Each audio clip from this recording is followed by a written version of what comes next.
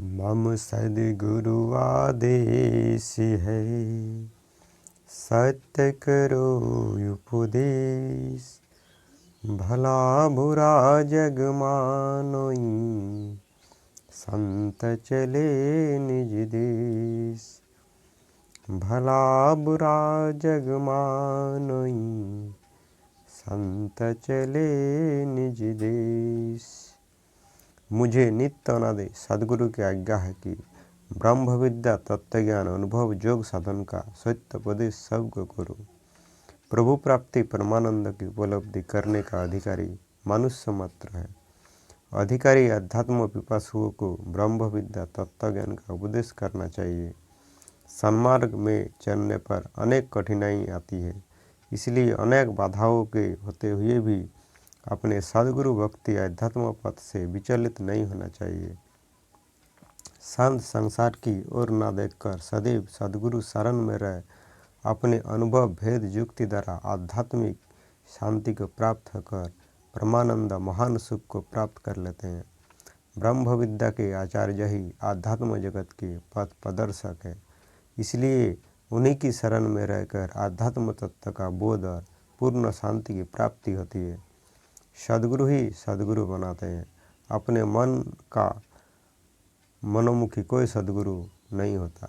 अतएव नित्य अनादि सद्गुरु के नियम, आदेश, अनुशासन में ही ब्रह्म विद्या के प्रचारक सद्गुरुजन अपना आध्यात्मिक प्रचार का संचालन करते हैं। उसका ईश्वरीय सृष्टि के जड़ चेतन सभी पदार्थों पर नियंत्रण और अधिकार है। जो स्वतंत्र अपने मनमाने विचार से गुरु बनते हैं, वे अपने तथा दूसरों को अंधकार में ले जाकर पतन करते हैं।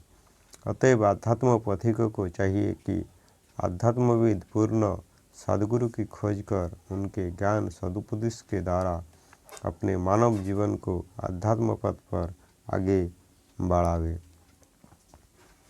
रहनी गहनी संत की, करनी विमल विवेक। सत्य सत्य रह सत्य में, सत्य भेषी सत्य टेक। सत्य सत्य रह सत्य में, सत्य भेषी सत्य टेक।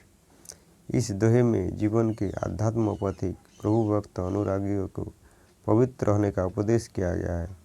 जिसका व्यवहार सत्य नहीं है, जिसकी रहनी गहनी और कर्तव्य निष्ठा सच्चे रूप में नहीं है, वो महान लक्ष्य परम प्रभु को नहीं प्राप्त कर सकता। ब्रह्म विद्या की जिज्ञासुओं को अत्यंत आवश्यक है कि सत्य व्यवहार, सत्य आचरण, सत्य अनुराग, सच्ची श्रद्धा और सच्ची गुरु भक्ति को धारण कर सत्य स्वरूप परम प्रभु को पाने की चेष्टा करें।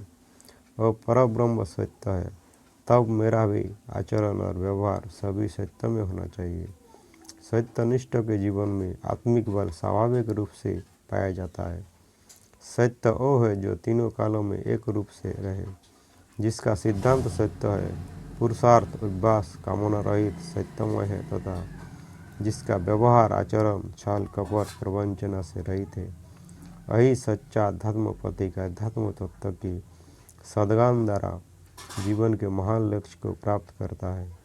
प्रभु के सामने सच्चे बनकर जाओ, वह तुम्हें स्वतः अपनाएगा।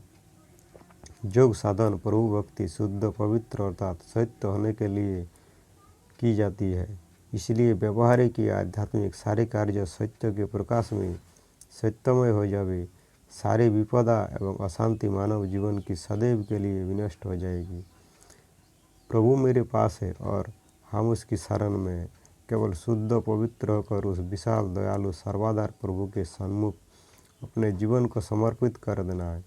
भक्ति का सच्चा रहस्य तभी प्राप्त होता है जब जीवात्मा सारी आशा वासना से अलग होकर एकमात्र प्रभु की शरण में आत्मसमर्पण कर देता है। जिस वक्त अध्यात्म पथिक में आत्मसमर्पण सत्यता नहीं है, उसे आध्यात्मिक आनंद और शांति अभिमान युक्त साधन और योग करने से नहीं प्राप्त हो सकती। सच्ची भक्ति पवित्रता में है और वह पवित्रता सत्यता से आती है।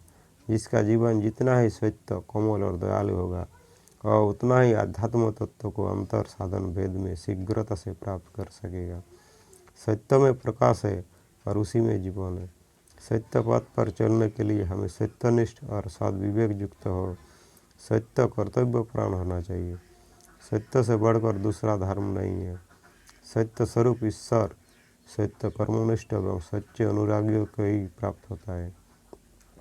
सत्य के पालन करने वाले भक्त की रक्षा भगवान स्वयं करते हैं एवं सत्य की सदैव विजय होती है। इसलिए ग्रंथकार ने सत्य की सच्ची व्याख्या इस दोहे में करके अनुरागी साधकों के सारे कर्म और व्यवहार को सत्यमय बनाने का सदुपदेश किया है। बोलिए सदगुरु